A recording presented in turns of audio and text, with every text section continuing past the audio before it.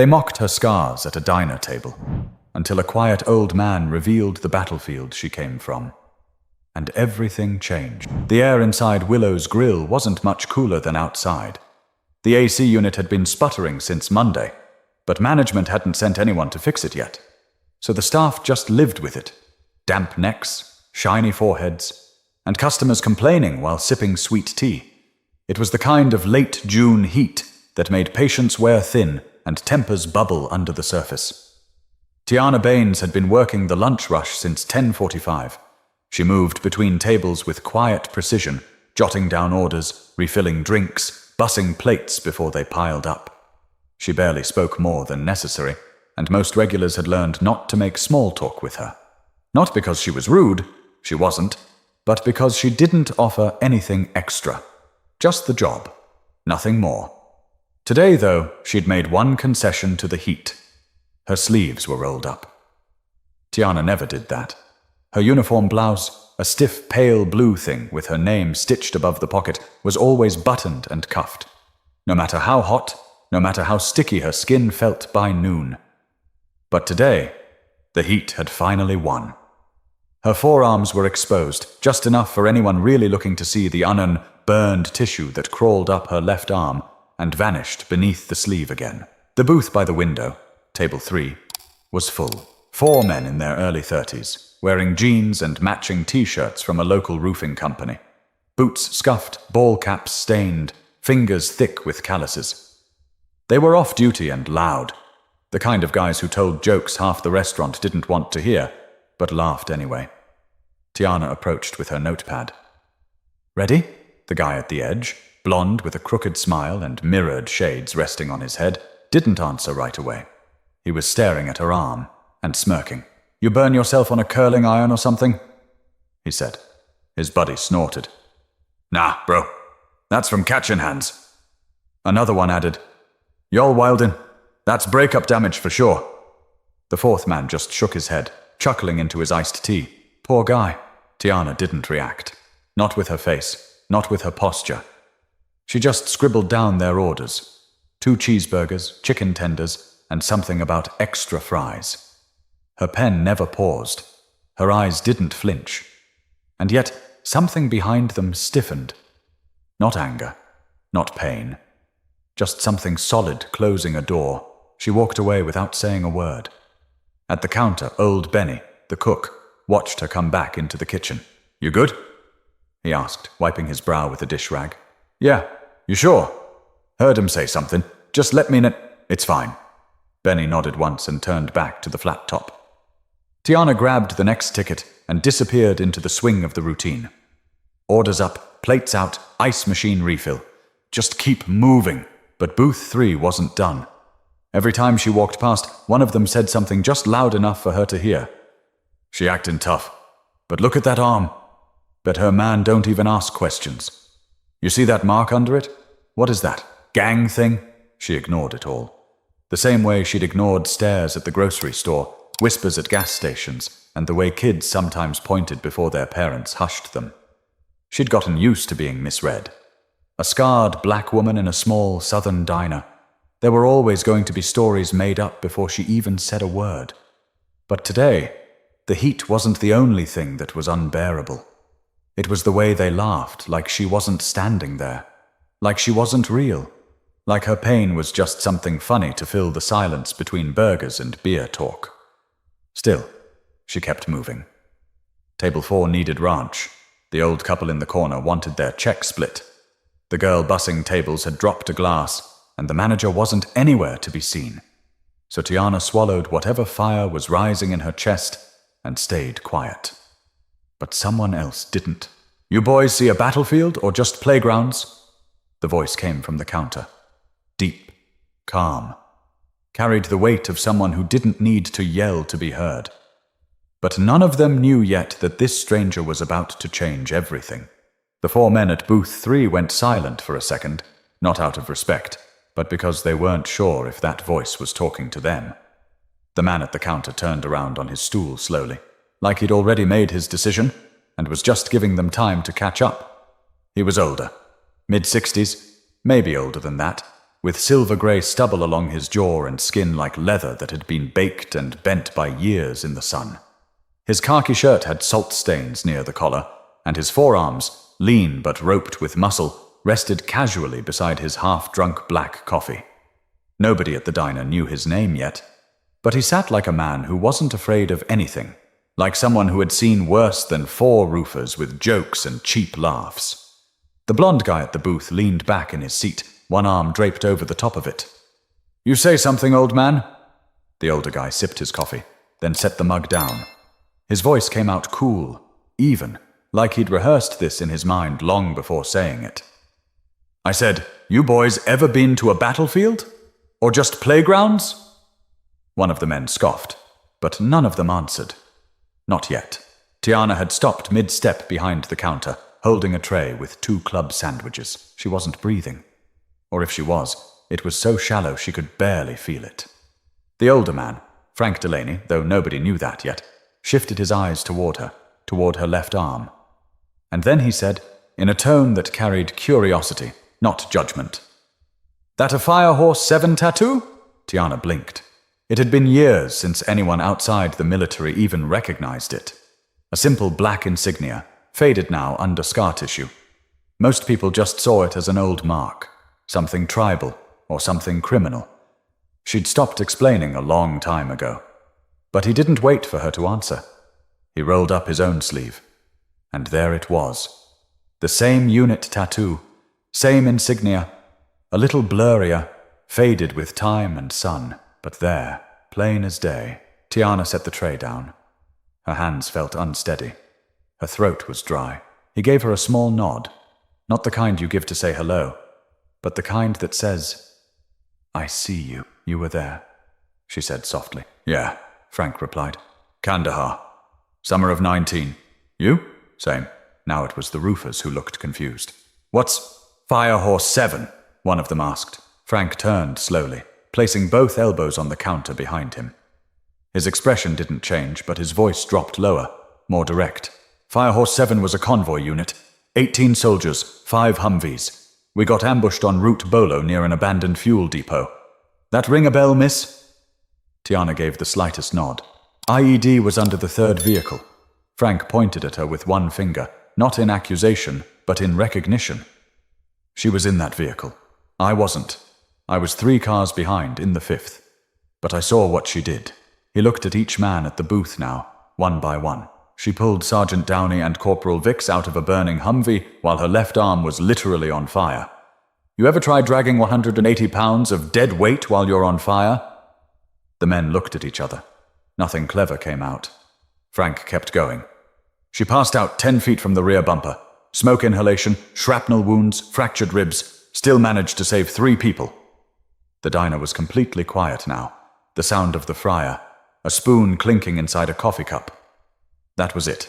Frank turned to Tiana again. "I never forgot that day. Or the people who made it out because somebody else didn't freeze." She lowered her eyes. The heat in her face wasn't from the kitchen anymore. Frank sipped his coffee again and nodded toward the booth. "You all done laughing?" The blonde guy looked at the napkin dispenser, then the edge of the table like maybe it held the answer. He cleared his throat but didn't speak. "Didn't think so," Frank said. Behind the counter, Benny watched without saying a word. The hostess, barely 19, froze by the soda machine. Nobody moved. Tiana turned, walked back into the kitchen, and stood still for a long second, just behind the line. She pressed her fingers to her temples. She wasn't used to someone speaking for her. Not like that. But what hit her harder was that someone had remembered what she'd tried so hard to forget. The clang of a metal spatula hitting the griddle brought Tiana back to the moment. Benny glanced over at her from behind the grill, but didn't ask anything this time. He saw the look in her eyes and knew whatever was going on didn't need his opinion. She took a breath. Just one. Then grabbed the next 2 orders and stepped back into the dining room. Booth 3 had gone silent. Frank Delaney hadn't moved. He sat calmly at the counter, watching the last of his coffee cool in the mug. The men in the booth were hunched now, picking at their fries, saying nothing. The loudest one, the blonde with the smirk, was the only one still trying to act normal. But his foot bounced under the table, fast and agitated. Tiana placed the club sandwiches at table 5 and kept moving, kept breathing. Then something unexpected happened. Frank called out to her. "Hey, Baines." She turned around slowly. "Mind if I tell them the whole thing? I figure if they're gonna laugh at scars, they might as well know what they're laughing at." Her lips pressed into a line, but she didn't say no. She didn't say yes either. But the pause was enough. Frank turned his body fully toward the 4 men. His voice didn't rise. He didn't need to perform. The calm made it heavier. It was July 19th. We were a few weeks from being rotated out. Everyone was trying not to get complacent. That's when bad things happen, when you stop thinking anything bad's left. He glanced down at his hands, then continued. Route Bolo had been cleared 3 days before, supposedly. But that morning, second Humvee, call sign Red 2, hit the pressure plate. Whole thing lit up like someone dropped a match in a gas tank. He paused. 3 gone instantly. Jackson, Lim, and Dawson. Tiana was in Red 3, behind them. Most people freeze when they see something like that. She didn't. Frank looked toward her again, but didn't linger. She was out of the vehicle before the others had unbuckled. Fire was already catching. Tires exploded. Ammunition was cooking off. Smoke so thick you could taste it. She ran through it like it wasn't there. Pulled 2 out. The medic, Burgess, was the 3rd. That's who she lost part of that arm for. The men in the booth didn't say a word. Frank reached into his wallet and pulled out something. An old photo. Folded, worn, edges torn. He held it up for them to see. It showed 5 soldiers in front of a camo-wrapped Humvee, arms slung around each other, smiles too wide for the desert heat. "That's her," he said, tapping the corner. "Second from the left." Tiana looked away. Frank folded the picture and put it back. "I only show that to people who think they know what pain looks like. Most of you don't." The guy sitting closest to the wall cleared his throat. "Man, we didn't mean any disrespect." Frank's stare didn't break. "Yeah, you did." The guy's face twitched like he might argue, but he didn't. He sat back down. Frank turned back to his coffee. "It costs $0 to keep your mouth shut when you don't know what you're talking about." Behind him, someone whispered, "Amen." The hush in the diner didn't lift for a while. Even the usual hum of conversation seemed to step back, giving space. Tiana walked over to the coffee pot, not because she needed to, but because it gave her a task. She poured a fresh cup and slid it in front of Frank. "On the house," she said, her voice a little tight but steady. He gave her a look of appreciation. "You still in?" She shook her head. "Out since 20. Medical discharge." "Thought so. You carry yourself like someone who's done carrying." She managed the faintest smile at that. Small. Fleeting. Frank sipped the new cup. "I meant what I said. A lot of us never forgot what you did that day. I know Burgess didn't." Her smile dropped. "He made it?" "Lung damage, but yeah. Works in DC now. Admin stuff. Keeps a picture of you on his desk, or so I heard." That nearly broke her composure. She swallowed hard and turned away before anyone noticed the sting behind her eyes. But in that moment, something began to shift. Not outside, but deep in her own mind. Tiana didn't cry. Not then. Not in front of customers, not in the middle of a shift, not when she could still smell hot grease and vinegar from the coleslaw tray. She just stayed in motion. Hands wiping counters, resetting silverware, wiping the rim of a chipped ketchup bottle, like nothing had changed, but everything had. The atmosphere inside Willow's Grill was no longer buzzing with casual chatter. Conversations had dropped to a murmur, and even the fry cook had turned down the country station playing in the back. The roofers at booth 3 were still sitting there, but none of them had touched their food. It sat going cold, fries limp, burgers untouched. Every so often one of them would glance over at Tiana as she passed by, then quickly look away. The loud one, blonde guy, sunglasses back on his head, finally pushed his plate away, like it had gone sour. Frank was still sipping his coffee at the counter, watching the street through the front window now. He didn't say another word. He didn't need to. A few tables cleared out. Nobody made a fuss. but you could feel the quiet shift of energy, like something had been put back in place, even if it made people uncomfortable to admit it. When Tiana brought their check to booth 3, she didn't look at them. "It's all there," she said, placing the receipt face down on the table with 2 fingers. She turned to walk away, but one of them, shorter, bearded, the one who hadn't said anything earlier, spoke. "Miss, we didn't know." She paused. "Just a second. You didn't ask." He nodded once, swallowed hard, and didn't say anything else. They paid in cash. Crumpled bills, a couple of 20s, some small bills folded unevenly. But beneath the pile was a clean napkin, one of the good ones, not the paper-thin ones from the dispenser. They'd written something in thick blue ink from one of the Waitress pens. "We're sorry. We were way out of line. Respect."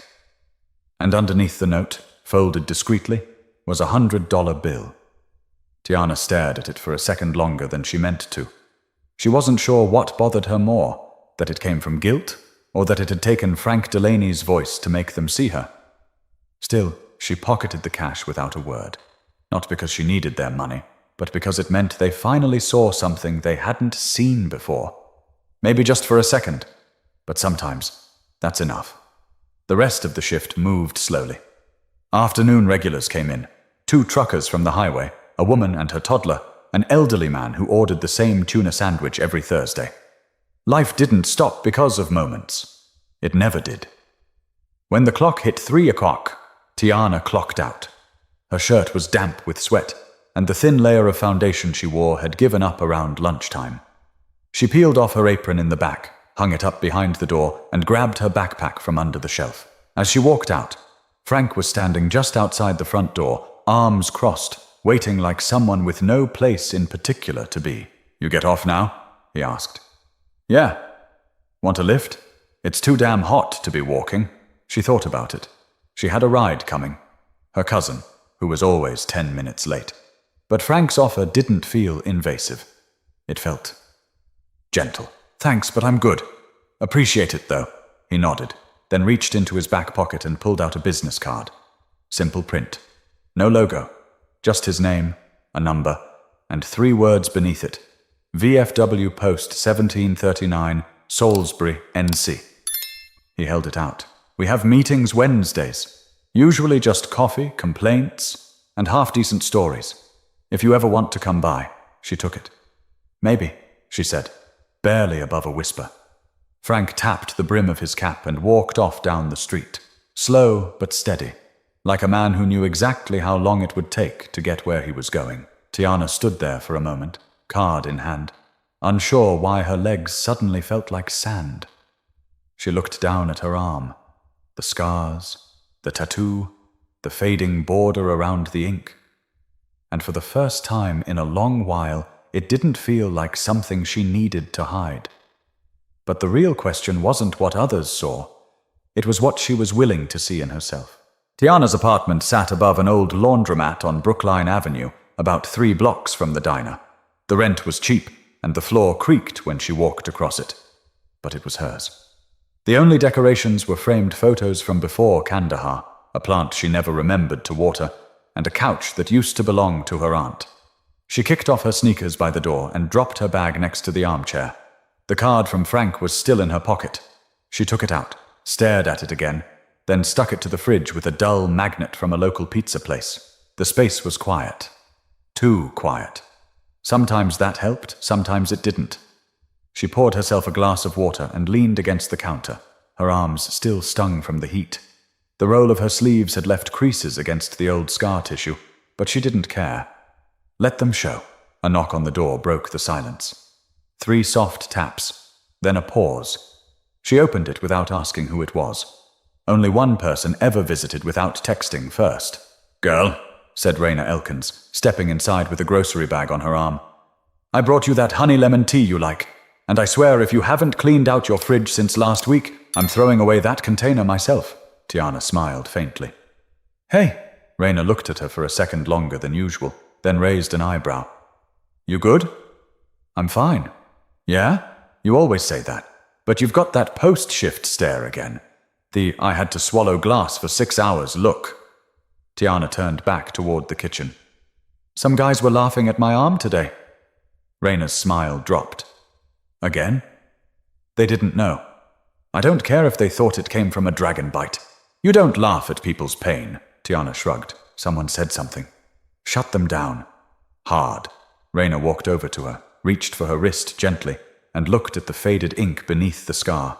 Was it someone from the unit? Yeah. Old guy. Said he was there. Showed the same tattoo. Fire Horse 7. What's his name? Frank Delaney. Raina's eyes widened slightly. Wait, you mean Sarge Delaney? I remember hearing about him. Ran logistics, right? That dude was a ghost. Always 2 steps ahead. Like, spooky accurate. Yeah, that's him. He gave me his card. VFW Hall in Salisbury. You gonna go? Tiana didn't answer right away. She poured another glass of water and sat down on the couch. Raina joined her, kicking her shoes off, curling her legs under her. I don't know, Tiana finally said. Part of me feels like I don't know, like it's too far behind me. And part of me feels like I never left. Raina didn't speak for a few seconds. Then she leaned forward, her voice softer. Do you ever talk about it? Like, really talk? No. Why not? Because it doesn't fix anything. Raina reached into the grocery bag and pulled out the tea. She walked over, set the box gently on the counter, then came back and sat again. It doesn't have to fix it, but maybe it helps put it somewhere. They sat in silence after that. Tiana looked at her arm again. The shape of the scar had changed over time. It wasn't as red, wasn't as raised, but it never vanished. It was still there, etched into her skin like a map she hadn't asked for. That night she took a shower, let the hot water run over her shoulders until it turned lukewarm, then cold. She stepped out, dried off, and looked at herself in the mirror. She touched the tattoo gently with 2 fingers. Maybe it was time to stop pretending it wasn't a part of her. She grabbed the card from the fridge and placed it by her keys. She hadn't said yes to anything yet, but she didn't throw it away either. Wednesday afternoon rolled around faster than Tiana expected. She'd held the card in her hand 3 separate times that morning, once after her shower, once while pouring cereal, and again when she stepped out to check the mailbox. Each time, she stared at it like it might answer the question for her. Should I go? By 3:45, she was behind the wheel of her cousin's borrowed Honda Civic, driving north toward Salisbury. The windows were down, the radio off. The wind tangled in her hair, and the air outside smelled like heat and cut grass. She parked across the street from a beige building that looked more like an old post office than anything military-related. The sign on the window read, VFW Post 1739 in faded black letters, and beneath it, taped in uneven script. Veterans welcome, Wednesdays, 4 p.m. She sat in the car for 5 full minutes, hands gripping the steering wheel like it might steady her. Then she got out. Inside, the space was simple. Linoleum floors, plastic chairs, a scratched-up pool table in the corner. A row of American flags lined one wall, and above the counter was a corkboard full of photos, faces frozen in grainy snapshots, some in uniform, some in wheelchairs, all in moments that once mattered. A few older men and women were gathered near a long table with paper cups and a tray of cookies. The smell of coffee and lemon-scented floor cleaner mixed strangely in the air. Frank Delaney spotted her before she could speak. "Look what the storm blew in," he said, walking toward her with a grin that wasn't mocking. It was warm, familiar. "You made it," Tiana gave a small shrug. "Didn't have anything better to do." "That's a lie, but I'll take it." He motioned for her to follow. "Come on, you're hungry. They got peanut butter cookies, but don't eat the oatmeal. Briggs made those, and I think he put sadness in them." Tiana let out the smallest laugh, and it felt good. Not big, not loud, but honest. A woman in her 50s approached, short hair, long denim jacket, and a face that said she'd buried too many friends. "I'm Elsie," she said, extending a hand. "You're the one Frank's been going on about." "He talks too much," Tiana replied, shaking her hand. "He earned that right. So did you." Another man introduced himself, then another. Nobody asked about her scars. Nobody stared at the tattoo. and slowly she felt her muscles unclench, like she'd been bracing herself against something that never hit. About 30 minutes in, someone suggested they go around and say something real, which, as Frank explained, just meant telling a memory they never talk about anywhere else. Elsie spoke first, about a convoy in Fallujah, a sandstorm that stranded her for 16 hours, and how the silence afterward haunted her more than the firefight. Then a man named Tony, who lost his hearing in one ear after an RPG hit the back wall of a school they'd secured. He joked about it like it was a TV rerun, but his eyes gave it away. When it was Tiana's turn, she hesitated. Her mouth opened, then closed again. Frank didn't push. She took a breath. "I don't usually talk," she said quietly. "Not about this." Nobody interrupted. Nobody rushed her. "I remember crawling into the fire. Not through it, into it. I remember the seat melting under me and someone yelling, but it was muffled. I don't remember dragging Burgess out. I just remember the heat, and the way his hand wouldn't let go of mine." Her voice cracked slightly. She didn't stop. "I remember thinking, I'm not gonna die here. Not like this. But I also remember thinking, maybe it wouldn't be so bad if I did. And that thought scared me more than the flames." Silence. Then someone across the room whispered, "I know that feeling." Tiana looked up. And for the first time since leaving Afghanistan, she didn't feel like the only one in the room carrying something she couldn't name. Frank handed her a cup of coffee without a word. She took it with steady hands. And in that quiet room filled with strangers, Tiana realized she wasn't as alone as she'd taught herself to believe. By the following week, something strange had started happening at Willow's Grill. It wasn't big, not at first, just a shift in how people looked at Tiana, not with pity, but with pause. Some leaned in a little closer when she spoke. Some lowered their voices when she passed, as if loud talk didn't feel right anymore. The story had gotten out, not through Tiana, not even through Frank directly, but Salisbury wasn't a big city, and stories like that never stayed put. Someone at the VFW had mentioned her name to a friend. That friend had a cousin who worked in town. By the weekend, the contractors from Booth 3 weren't just apologizing in whispers. They were keeping their heads down and tipping extra every time they came in. One afternoon, a regular named Mr. Penley, a retired school principal who always ordered chicken salad on wheat, looked up as she refilled his coffee. "You served?" he asked. Tiana hesitated. "Yeah." "What branch?" "Army." He gave a respectful nod and didn't say anything else. Another time, a woman with 2 kids stopped her at the register. "My brother was in Kandahar too. He didn't make it back. I just wanted to say, thank you." Tiana didn't know how to respond. So she nodded once, quietly, and handed the woman her change. She didn't want to be the center of attention. That wasn't her. But something had shifted in how the town saw her, not just as the waitress with the scar, but someone who had carried more than a tray and still showed up every day like it was nothing. Raina noticed it too. "Girl, you're like a local legend now," she said one night over dinner. "They've gone from side-eyeing your arm to practically saluting you." Tiana rolled her eyes. "It's weird. It's overdue. But it's not real. They didn't care until someone else made them care. Maybe. But respect that's late is still respect. Sometimes folks need help recognizing what's been right in front of them." Frank stopped by the diner that Thursday. He sat at the counter again, ordered a black coffee and a plate of hash browns with hot sauce, and didn't say much at first. But before he left, he handed her a flyer. "Veterans breakfast next Saturday. I think people would like to hear your story." She sighed.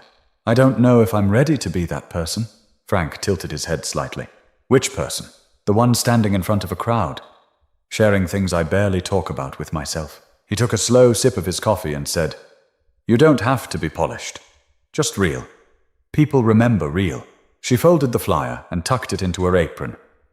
"I'll think about it." As the week rolled on, the tone inside the diner kept evolving. One afternoon, she caught a group of teens at the corner table passing around a phone. They weren't loud, but they kept glancing at her. One girl, maybe 16, finally stood up and walked over. "Excuse me," she said, holding her phone. "Is this you?" The video on the screen was grainy, shot at the VFW. Tiana was sitting at a folding table, coffee in front of her. telling part of her story. Someone must have recorded it. She hadn't noticed.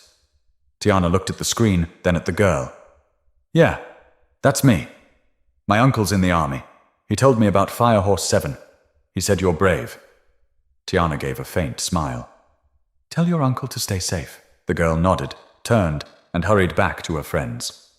Tiana went back to pouring tea, but her mind stayed stuck for a moment on that word. Brave. It wasn't how she saw herself. She saw decisions made in the middle of chaos. She saw burn cream, months of recovery, silence at home, restless nights. But maybe brave wasn't about how she felt. Maybe it was about the choice to keep going. Maybe showing up, even when no one noticed, counted too. But just when she thought she understood what the town now saw in her, someone younger would ask a question that hit her even harder. It was a slow Monday afternoon. The lunch crowd had thinned to a handful of regulars sipping coffee and reading papers.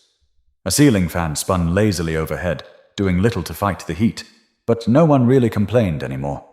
Folks had gotten used to the quiet pace of the diner, and to Tiana Baines moving from table to table with her even steps and focused face.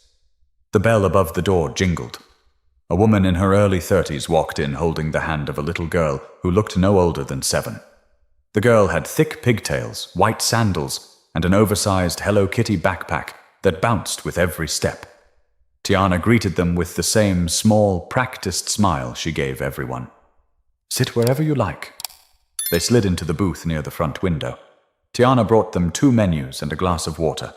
As she was about to turn away, the little girl looked up, eyes wide and curious, like kids always were, and pointed gently at Tiana's left arm. "What happened to your skin?" Her voice was soft, not rude, not mocking, just honest. The mother's eyes widened, horror on her face. "Brielle!" But Tiana held up a hand. "It's okay." She looked at the girl and knelt down beside the booth, resting one elbow on the table so the girl could see. "These are burn scars," Tiana said. "I got them a few years ago." The little girl's eyes narrowed, thinking. "Did it hurt?" Tiana gave a small nod. "Yeah, a lot." "Did you cry?" Tiana looked away for a second, then back. "I didn't at first, but later, yeah, I did." The girl didn't laugh or flinch. She just kept staring, absorbing. "Did someone do it to you?" Her mum's face turned a shade of red, clearly unsure whether to apologize again or leave. Tiana shook her head slowly. "No. It happened when I was trying to help someone. There was a fire, and I went into it to get them out." The girl blinked. "You went into a fire?" "Yeah. Why?" Tiana smiled gently. "Because they needed me." The little girl paused. Then she reached out, small fingers brushing just below the edge of Tiana's tattoo. "Is that a picture?" "It's a mark," Tiana said. "It shows where I used to work. A group of people, like a team. We all had the same mark." The girl studied it for another second. "Are they still your team?" That one hit her different. Tiana opened her mouth, then closed it. She looked at the girl's mother, who just watched. Quiet, grateful, maybe even relieved that her daughter wasn't being silenced, just answered. "I think they always will be," Tiana finally said. "Even if we don't see each other much anymore." The girl smiled. "That's cool." Then, as easily as she'd asked, she returned to her coloring book. No judgment, no awkwardness, just a moment of truth accepted and absorbed like any other fact of life. As Tiana stood and walked back to the counter, something settled in her chest, not heavy, not painful, settled. It was different when kids asked. They weren't looking to make sense of your story to judge it. They were just trying to understand their world. And in that booth, with her pink backpack and her plain questions, Brielle had given Tiana something no adult had. Permission to own the story. Raina came in later that day and noticed her expression right away. "You look like someone just bought your coffee and told you your scars are trending." Tiana chuckled. "A little girl asked me about my arm today." "Yikes! What did she say?" "Everything adults are too afraid to." Raina sat at the counter, kicked off her sandals, and stole a French fry from a nearby basket. "You handle it okay?" "I think I handled it better than her mom." They both laughed, and for the first time in a while, the laughter didn't feel like a mask. It felt earned. That night, Tiana looked through the top drawer of her nightstand, and found an old photo from Kandahar. It was one of the few she hadn't burned. 5 faces, dusty uniforms, sunlight bouncing off a helmet. Hers in the middle, smirking slightly, her left hand bandaged and slung across her chest. She held it in her hands for a long time. Then she placed it gently in a frame. Because sometimes it takes a child's question to remind you that your pain isn't something to hide. It's something you survived. The next Saturday, Tiana found herself back at VFW Post 1739, not because she had promised anyone, but because something had shifted inside her. A quiet need to reconnect. Not with the past exactly, but with the part of herself that still lived in it. This time, she didn't hesitate in the car. She walked straight in, holding a tray of store-bought blueberry muffins. She placed them down near the coffee station and gave a small nod to Elsie, who was already setting up. Frank arrived a few minutes later, wearing the same worn khaki shirt and carrying a plastic container of egg salad that nobody ever touched, but everyone respected. "Brought muffins?" he asked, grinning. "I owed you one." Frank poured himself a cup of coffee and sat down beside her. "You know, you don't have to keep showing up just to please us." "I know," she said. "But I'm not showing up for you." He gave her a look. Quiet approval, nothing flashy.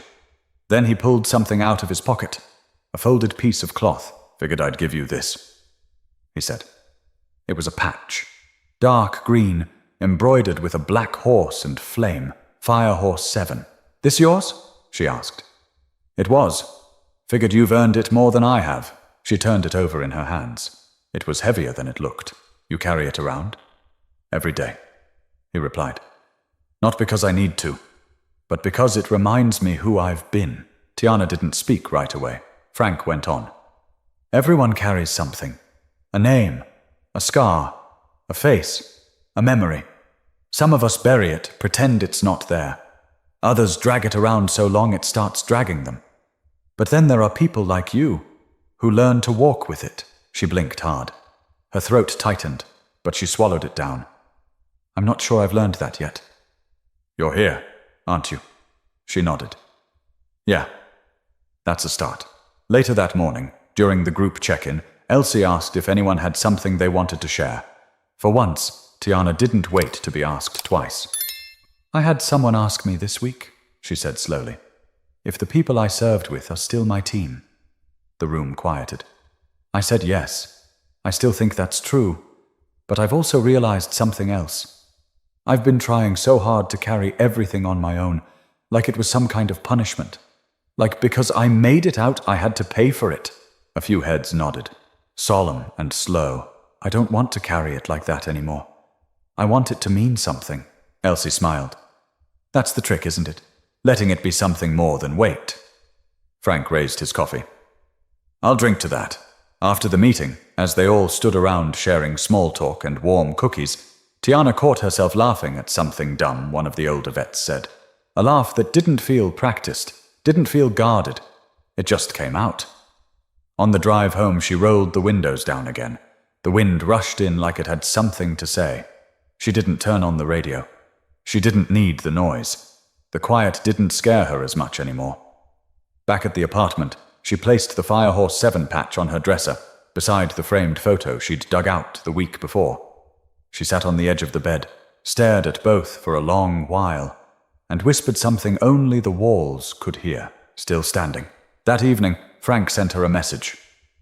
"Keep showing up. Doesn't have to be for us. Just for you." She typed back, "I think I finally get that." And she meant it. But before she could fully step into what that meant, there was still one more decision she had to make. The next Friday, the forecast warned of near record-breaking heat. 95 degrees in the shade, and humidity thick enough to feel like a second shirt. Tiana stood in front of her small bedroom mirror at 6:42 a.m., already dressed for work. Only this time, something was different. Her sleeves weren't rolled up. They were gone entirely.